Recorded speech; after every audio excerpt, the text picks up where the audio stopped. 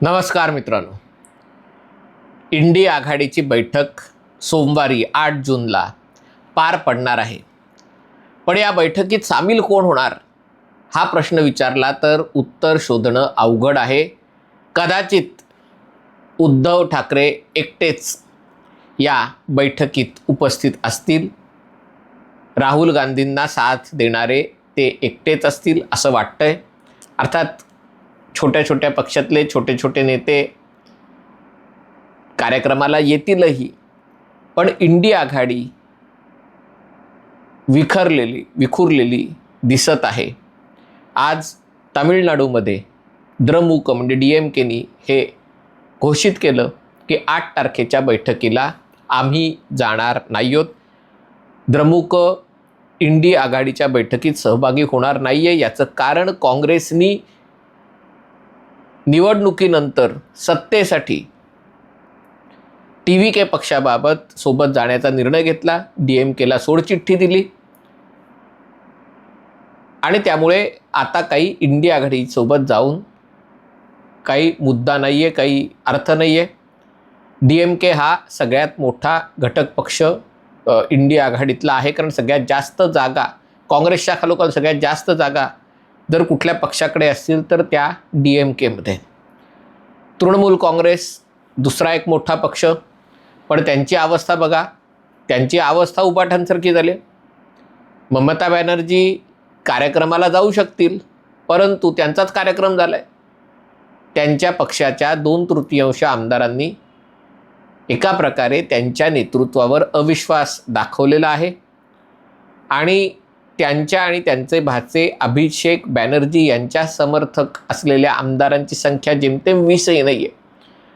आणि त्यामुळे ममता बॅनर्जी जरी गेल्या तरी त्यातनं काय निष्पन्न होईल कळत नाही आहे. आम आदमी पार्टीही या कार्यक्रमाला जाणार नाही आहे, कारण पंजाबमध्ये पुढच्या वर्षी निवडणुका आहेत, गुजरातमध्ये निवडणुका आहेत. दोन्ही ठिकाणी काँग्रेसची लढाई आम आदमी पार्टी विरुद्ध आहे, अर्थात भाजपा विरुद्धही आहे. पण पंजाबमध्ये आम आदमी पार्टी सत्तेत आहे, गुजरातमध्ये आम आदमी पार्टी काँग्रेसला शह देण्याचा प्रयत्न करत आहे. आणि त्यांचीही तीच तक्रार आहे की आम आदमी पार्टीमध्ये जेव्हा फूट पाडण्यात आली तेव्हा काँग्रेसने काय केलं, काही केलं नाही. म्हणजे हा तिसरा मोठा पक्ष आहे की जो इंडी आघाडीमध्ये सहभागी होणार नाही आहे. आता सहभागी कोण होणार आहे हा प्रश्न विचारला तर मग उत्तर मिळतं कदाचित समाजवादी पार्टी सहभागी होईल. पण समाजवादी पार्टीनेही ही गोष्ट स्पष्ट केलेली आहे की पुढच्या निवडणुकीमध्ये काँग्रेस आणि समाजवादी पार्टी यांच्यात जर युती झाली तर या युतीमध्ये जे जागा वाटप होणार आहे ते जागा वाटप त्या भागातल्या जमिनीवरच्या ताकदीवर अवलंबून असणार आहे. याचा अर्थ काँग्रेसला त्यांच्या लायकी एवढ्या जागा फक्त सोडल्या जातील. त्याच्या व्यतिरिक्त काँग्रेसला समाजवादी पार्टी काही देणार नाही. जर त्याच्यासाठी युती तोडावी लागली तरी समाजवादी पार्टीला फरक पडत नाही, कारण समाजवादी पार्टी याला म्हणतात ना पुढच्या ठेच मागचा शहाणा. ज्या प्रकारे तामिळनाडूमध्ये काँग्रेसने DMKची साथ सोडली, समाजवादी पार्टीला स्पष्ट दिसून आलं की उत्तर प्रदेशमध्ये काँग्रेस नेमकी अशीच गोष्ट 100% करू शकते आणि त्यामुळे समाजवादी पार्टी देखील सावध झाली आहे. बिहारमध्ये तेजस्वी यादव कदाचित जातीलही, परंतु तेजस्वी यादव यांची अवस्था अशी झाली की इतके वेळा त्यांचा पराभव झालेला आहे आणि आता तर BJP सत्तेवर आलेली आहे बिहारमध्ये. नितीश कुमार होते तोपर्यंत एक चान्स होता, पण आता भाजपाने सत्ता हातात घेतली आणि त्यामुळे कदाचित तेजस्वी जातील. महाराष्ट्रातनं उद्धव ठाकरे 100% जातील, कारण सोनिया गांधींनी बोलवलं तर जायला पाहिजेच. पण महाराष्ट्रातही उबाठा सेनेमध्ये पूर्णपणे दुष्काळ पडलेला आहे. आजच रत्नागिरीमध्ये बाळमाने त्यांना उमेदवार बनवलेलं, ते उमेदवारी सोडून त्यांनी राजीनामा दिला. कारण काय तर जे मित्रपक्ष आहेत त्यांच्या सदस्यांच्या सह्या नाही आहेत, ते जर निवडणुकीत प्रयत्न करणार नसतील तर मी माझं भांडवल मी माझं विश्वासार्हता कशाला पणाला लावू, हा साधा प्रश्न त्यांनी विचारलेला आहे. आणि त्यामुळे कदाचित उबाठा पक्ष म्हणून इंडिया आघाडीच्या बैठकीला उपस्थित राहील, परंतु त्याच्या पलीकडे तेही उपस्थित राहिले, याच्या पलीकडे त्यांचं काही चालेल असं मला वाटत नाही.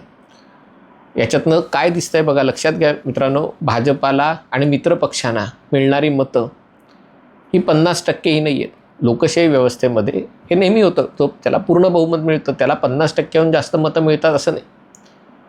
याचा अर्थ 50%पेक्षा जास्त लोकांनी भाजपा व्यतिरिक्त इतर पक्षांना मतदान केलेलं आहे. याचा अर्थ मोदी हवे असलेले लोक जेमतेम 40% असले तर मोदी नको असलेले 60% आहेत, पण ते एकमेकांच्या सोबत नाहीत आणि त्यामुळे ते विखुरलेले आहेत.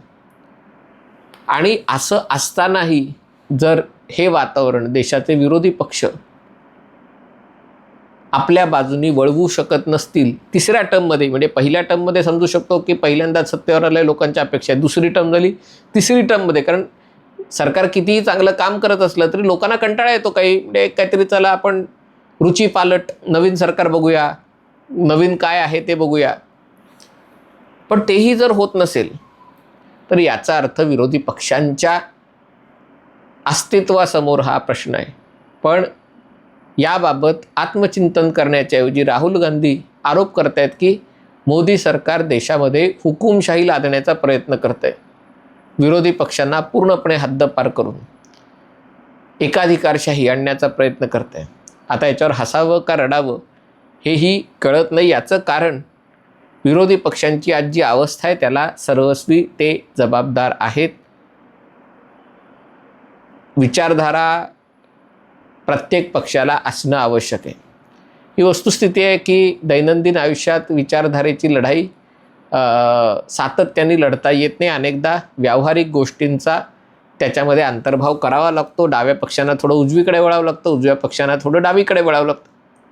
मी असं ऐकलेलं आहे की अगदी लाल बावटे कम्युनिस्टांच्या किंवा शेकाप वगैरे हे जे सगळे पक्ष होते त्यांच्याही बैठका कुठेतरी अक्कलकोटला वगैरे अशा ठिकाणी असायच्या, कारण देवदर्शनाच्या निमित्ताने, म्हणजे ते देव न मानणारे लोक होते ते देवदर्शनाच्या निमित्ताने एकत्र यायचे. हे करावं लागतं. किंवा भाजपसारखा ज्याला राष्ट्रीय विचारांच्या थोडंसं लोकांना वाटतं उजव्या विचारसरणीचा पक्ष आहे, त्यांनाही अनेकदा डावी पॉप्युलिस्ट धोरणं, रेवडीवादी धोरणं स्वीकारावी लागतात, कारण शेवटी त्यांनाही निवडणुका जिंकून यायच्या. आणि त्यामुळे ही गोष्ट खरी असली की राजकारण अगदी काही असं पाठ्यपुस्तकाप्रमाणे चालत नाही, विचारधारेच्या आधारावर चालत नाही. पण जर कोणती तरी विचारधारा नसेल तर ते पक्ष फार काळ तग धरू शकत नाही. आणि आज या सगळ्या विरोधी पक्षांची अवस्था अशी झाली की भाजपा विरोध हीच केवळ विचारधारा आहे. आणि असं असल्यामुळे जे सगळे आमदार आहेत, खासदार आहेत, त्यातले 80-70-80% केवळ संधी साधू आहेत. त्यांना तिथे स्थानिक भागात स्वतःची सत्ता गाजवायची एवढाच हेतू आहे, त्याच्या पलीकडे काही उद्देश नाही आहे. आणि त्यामुळे जेव्हा एक पर्याय निर्माण होतो किंवा दुसरा पक्ष निर्माण होतो किंवा सत्ताधारी पक्ष लालूच दाखवतो, सगळेजण त्या लालूचाच्या मागे लागून सरकारमध्ये सहभागी होतात किंवा विरोधात राहूनही विरोध न करण्याचा निर्णय घेतात. याच्यासाठी भाजपाची जबाबदारी आहे असं मला वाटत नाही. कुठेतरी काँग्रेसनी आणि या सगळ्या प्रादेशिक पक्षांनी, ज्यांनी एका घराण्याची मालमत्ता असल्यासारखा वापर चालू आहे, त्यांनी आत्मपरीक्षण करण्याची गरज आहे. इंडिया आघाडीची बैठक 8 जूनला ठेवलेली आहे. आता त्याला कोण उपस्थित राहील त्याच्यावर त्याचं यश अपयश मी जोखणार नाही. पण 2029च्या निवडणुकीत जर तुम्हाला भाजपचा पराभव करायचा असेल, NDAचा पराभव करायचा असेल, तर तुमचा पर्याय काय आहे हे तुम्हाला स्पष्टपणे मांडावं लागेल. नुसतं राहुल गांधी पर्याय, राहुल गांधी किती हुशार आहेत, राहुल गांधी किती सामान्यांसारखे कपडे घालतात, सामान्यांसारखे काय बॅगा काय उचलतात आणि नदीतनं पोहून काय जातात, याच्यावर निवडणुका जिंकण्याचे दिवस आता गेलेले आहेत. पण तरी जर विरोधी पक्षाच्या नेत्यांना उपरती होत नसेल, ही गोष्ट समजत नसेल, तर त्यांच्यासारखे दुर्दैवी ते स्वतः आहेत. हा व्हिडिओ आपल्याला आवडला असेल तर कृपया लाईक करा, शेअर करा आणि चॅनल सबस्क्राईब करायची विनंती आहे. तुर्तास इथेच थांबतो. पाहत रहा MH48.